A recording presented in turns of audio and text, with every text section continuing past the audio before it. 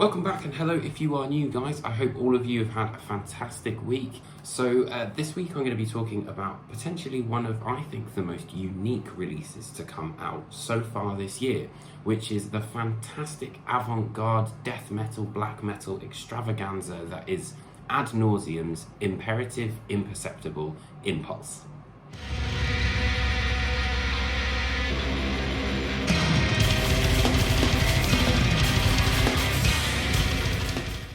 So Ad Nauseam as a band are very much DIY, and they want to create as much of this kind of originality in their world as possible.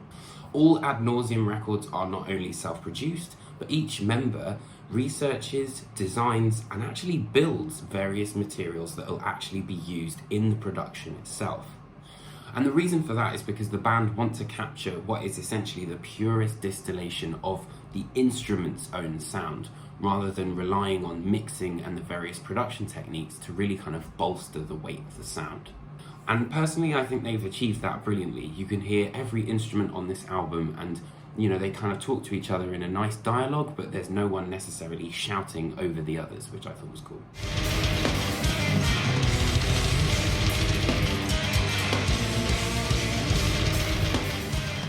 The band have actually created their own tuning, which for me, I think, you know, pushes the boat out even further for that avant-garde sense, because they've literally created their own sound completely, which I thought was really, really interesting. What you'll actually be quite surprised to know, I mean I was, is that the band actually are very inspired by 20th century classical artists such as Stravinsky, Penderecki and Xenakis.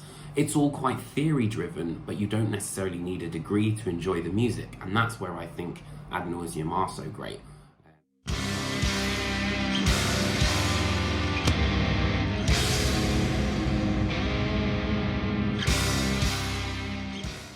The more droning aspect really acts as a great palette cleanse, because it kind of appears at the end of every song. So it obviously offers a bit of differentiation, but it doesn't necessarily kind of halt the overall feel and flow of the record as well, which I thought was really, really interesting.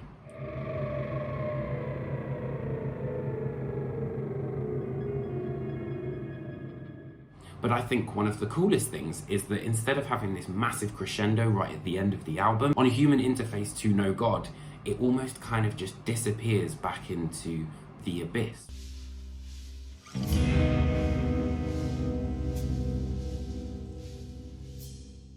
And you can tell that space is really important in creating this atmosphere that the band have kind of cultivated. I would be lying if I said that this album was an easy listen. It isn't. You know, not one single song is under 8 minutes, and it kind of clocks in at just under an hour.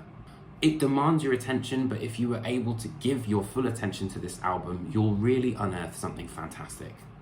So I hope you guys enjoyed this album. I know I've been hyping it up for the last couple of weeks, so I'd really love to hear what you guys thought of both the album and the review. It'd be great if you could drop a comment. Other than that, I will see you next week for my Suffering Hour review.